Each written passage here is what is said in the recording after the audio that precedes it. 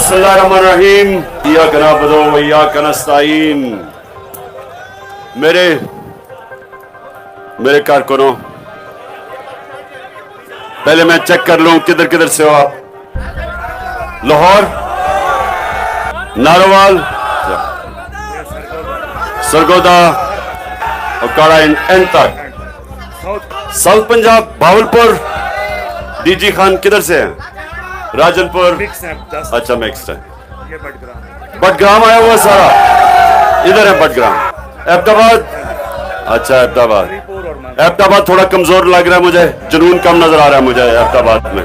पीछे हरिपुर माशाल्लाह, और मानसेरा थोड़े से पीछे, मानसेरा वाले। अच्छा जी,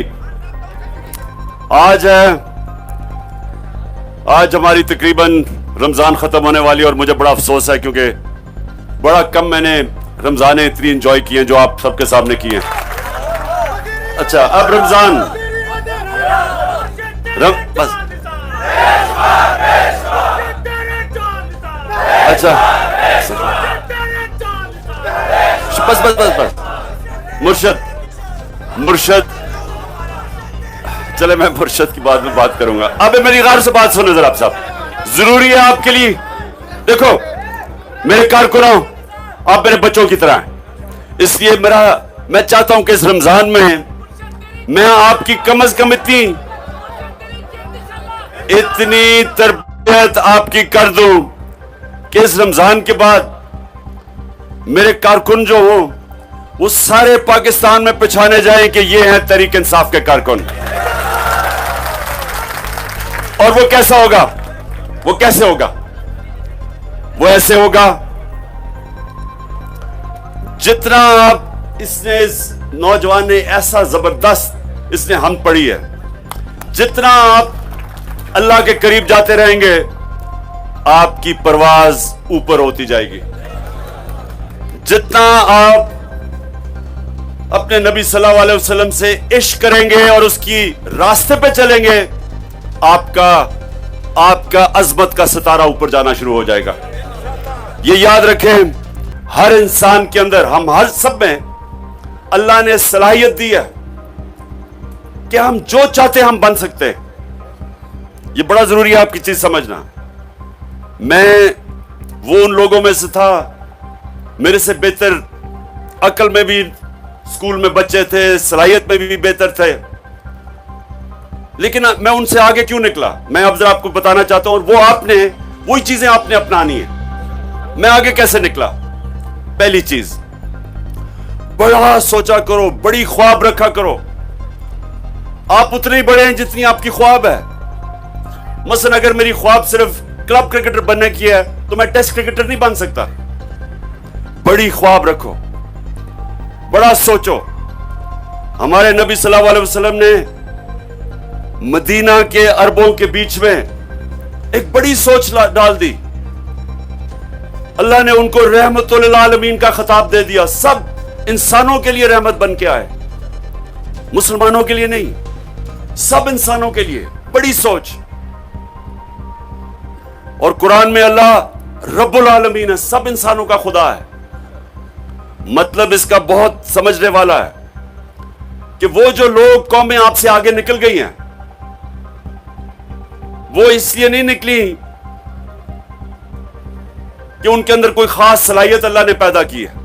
वो इसलिए निकली है कि वो मुसलमान ना होते हुए वो उन उसूलों पे खड़ी हो गई हैं जो अल्लाह ने हमें हुक्म किए थे। मसलन अगर यहूदी, अगर हिंदू, अगर सिख, अगर वो सच्चे लोग होते हैं, लोग उनकी ज्यादा इज्जत करेंगे। अगर मुसलमान उनके सामने झूठ बोलता है, उसकी इज्जत नहीं होगी। जिसका किरदार सादिक और अमीन के ऊपर होगा, सच्चा और अमानतदार, जो भी उसका दीन हो, जो भी हो, जिस भी मुल्क से हो, उस माशरे में उसकी इज्जत होगी। और जो कैरेक्टर, लोग कैसे आपकी तरफ आते हैं? लोग जब आपके किरदार से मुतासर होते हैं तब आपकी तरफ आते हैं। मैं करूं दीन की बातें और अपना ज़मीर एक डीजल के परमिट पे बेच दूं तो लोग मेरी इज्जत नहीं करेंगे। سن لیں امال جو آپ کے ہیں وہ جب آپ نبی صلی اللہ علیہ وسلم کے کردار کے اوپر کوشش کریں گے ان کے راستے پہ ان کی سنت پہ چلنے کی تو آپ کی خود ہی معاشرے میں عزت اوپر جانی شروع ہو جائے گی. اگر وہ ایک عیسائی یا ایک یہودی یا ہندو اگر وہ اس پہ چلے گا وہ بھی اس کی بھی عزت اوپر چلی جائے گی کیونکہ وہ رحمت للعالمین ہیں, سب انسانوں کے لیے رحمت بن کے آئے ہیں. یہ سمجھنا ہے آپ نے. اگر آج یہودی تھوڑے سے ہیں دنیا کے اوپر حاوی ہوئے ہیں, کتنے ہوں گے یہودی؟ 6 کروڑ 8 کروڑ 10 کروڑ زیادہ سے زیادہ ہیں, اس سے اتنے بھی شاید نہیں ہیں. اور مسلمان 1.5 ارب مسلمان ہیں. وہ تھوڑے سے یہودی اگر آج دنیا کے اوپر کنٹرول کرتے ہیں, اس لیے کرتے ہیں وہ پڑھتے بہت زیادہ ہیں, محنت بہت کرتے ہیں. جو نبی نے کہا تھا کہ اگر چائنا بھی علم حاصل کرنے کے لیے جانا پڑے تو جاؤ, ان دنوں میں چائنا جانے کا مطلب اپنی جان سے کھیلنا تھا, شاید ہی کوئی بچ کے آتا تھا واپس. تو اگر آج دوسری قومیں دوسرے دین کے لوگ اگر علم کے اوپر اترا ہمارے سے زیادہ اگر وہ زور دیتے ہیں علم حاصل کرنے کا تو اللہ ان کو اوپر لے جائے گا. اگر اللہ جب سے اس نے دنیا بنائی ہے حکم کیا کہ میں اس انسان کو جو محنت کرتا ہے وہی اوپر جائے گا, اگر ہم محنت نہیں کریں گے تو ہم اوپر نہیں جائیں گے. تو میں آپ کو بتا رہا تھا کہ میں جب میرے سے بہتر کھلاڑی بھی تھے, میری خواب ان سے بڑی تھی, میں پھر ایک جگہ پہ پہنچتا تھا پھر میں اس کے بعد اپنا اور خواب بڑی کر دیتا تھا. اگر میں ایک گول پہ پہنچ جاؤں پھر میں اگلا گول سیٹ کر دیتا تھا, میں کبھی رکتا نہیں تھا. اور جب تک آپ اپنے آپ کو چیلنج کرتے رہتے ہیں اللہ آپ کو اوپر لے جاتا ہے. آپ کے اندر جو صلاحیت اللہ نے سب میں ڈالی ہوئی ہے وہ نکلنی شروع ہو جاتی ہے. ایک آدمی اگر بستر میں سارا دن سوتا رہے, کھائے پیے اور سوتا رہے, وہ بڑی جلدی بوڑھا ہو جاتا ہے, اس کو بیماریاں ہو جاتی ہیں. دوسرا آدمی محنت کرتا ہے, نوجوان جو پڑھائی کے ماں باپ کے پاس پیسے نہیں ہیں, وہ دہاڑی بھی کرتا ہے, وہ آگے پڑھتا بھی ہے, وہ جو صلاحیت اس میں ہوگی اس کو کوئی مقابلہ نہیں کر سکے گا کیونکہ وہ محنت اتنی زیادہ کرتا ہے کہ اس کے لیے مشکلیں آسان ہو جاتی ہیں.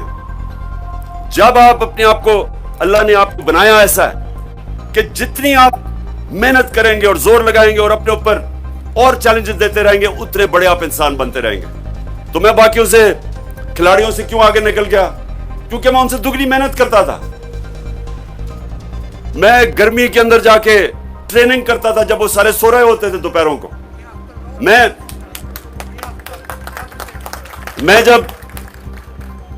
جب میں میچ کھیلتا تھا تو سارا جب بھی برا کرتا تھا اپنا جائزہ لیتا تھا, رجسٹر بنایا تھا کیا غلطی کی میں نے, پھر میں پریکٹس نیٹ پہ جا کے اپنی غلطیاں دور کرتا تھا.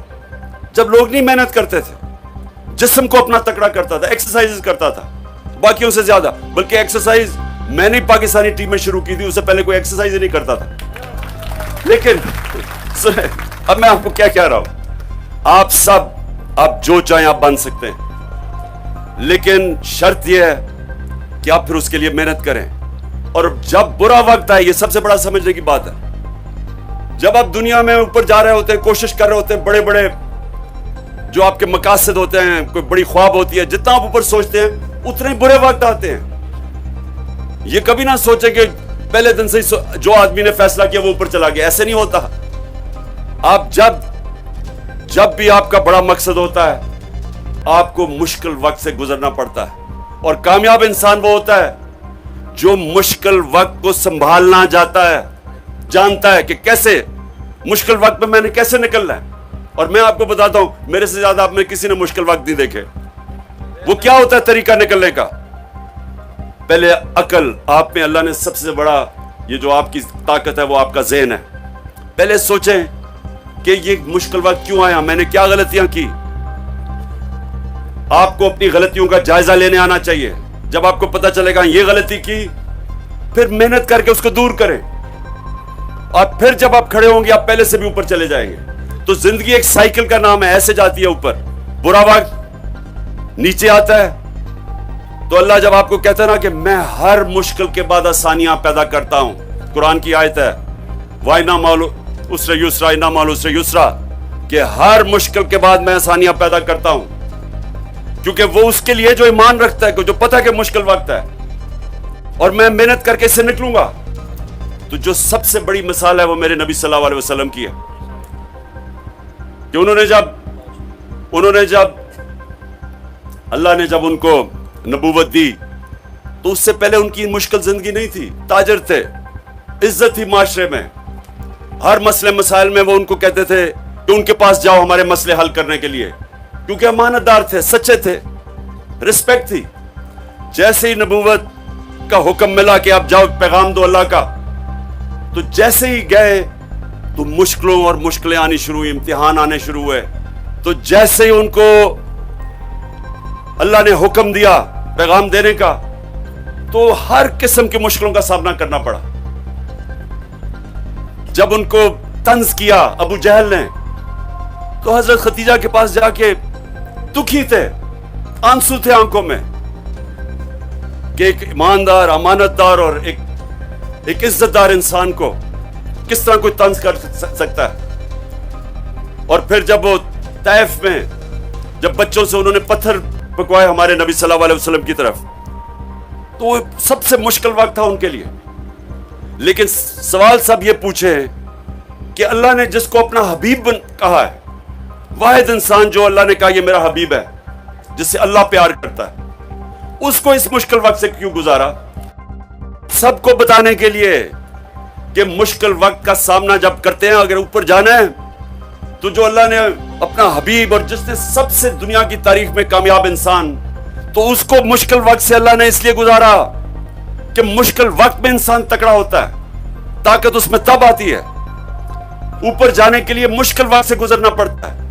اور نماز میں مانگ رہی ہیں کہ اللہ ان کے راستے پہ لگا جن کو تو نے نعمتیں بخشی، سب سے زیادہ نعمتیں اپنے حبیب کو بخشی اللہ نے، لیکن اللہ نے ہمیں دکھانے کے لیے کہ ان کی زندگی سے سیکھو کہ مشکل وقت سے ڈرتا نہیں ہے، مشکل وقت کا مقابلہ کرتے ہیں، سیکھتے ہیں، مشکل وقت آپ کو سکھاتا ہے۔ اچھے وقت میں جب ہم میچ جیتے تھے سارے تالیاں تولیاں بجاتے تھے اور کوئی یاد ہی نہیں کرتا تھا کہ غلطیاں کیا کی ہیں۔ جب آپ ہارتے ہیں تو سارے بیٹھ کے سوچتے ہیں کہ جی کیا غلطیاں کی، کیونکہ دنیا گالیاں نکال رہی ہوتی ہے، اور پھر اپنی غلطیوں کا جائزہ لیتے ہیں، اور جو اچھی ٹیمیں ہیں وہ اپنی غلطیوں کو دور کرتی ہیں اور پھر اوپر آتی ہیں۔ تو اس لیے اب سب کے لیے یہ وقت ہے، خاص وقت ہے سوچنے کا، صرف روزہ رکھنے کا نہیں، روزے میں سوچنے کا کہ وہ جو دنیا کا سب سے عظیم انسان تھا، ہم آج کیوں ہماری قوم اتنے نیچے دنیا میں پیچھے رہ گئی ہے، بیکاری بن گئے، ہم عزت نہیں ہماری۔ ہمیں پوچھنا چاہیے اپنے آپ سے، اور آپ جب یہ پوچھیں گے اور سوچیں گے تو آپ کو ایک چیز سامنے آئے گی کہ جس کی ہم امت ہیں، اس نے جو ہمیں کہا جس راستے پہ چلو، ہم اس راستے سے بہت دور چلے گئے ہیں۔ یہ آپ کو پتا چلے گا کہ یہ وجہ ہے کہ آج ہماری ملک، ہماری دنیا میں عزت نہیں ہے۔ اور جیسے جیسے ہم اپنا راستہ بدلیں گے، اور جو ہم نماز میں مانگتے ہیں اللہ وہ راستے پہ لگا جن کو تو نے نعمتیں بخشی، جیسے ہم اس راستے پہ چلنا شروع ہوں گے، اسی طرح ہماری قوم اوپر جانی شروع ہو جائے گی۔ دو ہاتھ اٹھائیں، اللہ سے دعا کریں۔ سب سے پہلی دعا کہ اللہ پاکستان کو مدینہ کے ریاست کے اصولوں پہ ایک عظیم قوم بنا دے۔ دوسری دعا کہ اللہ ہمارے پاکستان میں عدل اور انصاف کا نظام قائم کر دے۔ تیسری دعا کہ اللہ ہمارے پاکستان میں کوئی انسان بھوکا نہ سوئے۔ اور جو چوتھی، یہ خاص طور پہ بٹگرام میں لوگوں کو پتا ہوگا کہ ہمارے لوگ نوکریاں ڈھونڈنے کے لیے ساری دنیا میں پھرتے ہیں، بیوی بچے کو نہیں ملتے، گھر میں ماں باپ، بیوی بچے، ایک آدمی جاتا ہے 2 سال تک باہر جاتا ہے، 6 سال تک۔ ہاں، تو ہم اللہ سے دعا کریں کہ اللہ پاکستان کو وہ ملک بنا جو باہر سے اتنا خوشحال ملک بنا دے کہ باہر سے لوگ پاکستان میں نوکریاں ڈھونڈنے آئے. آمین.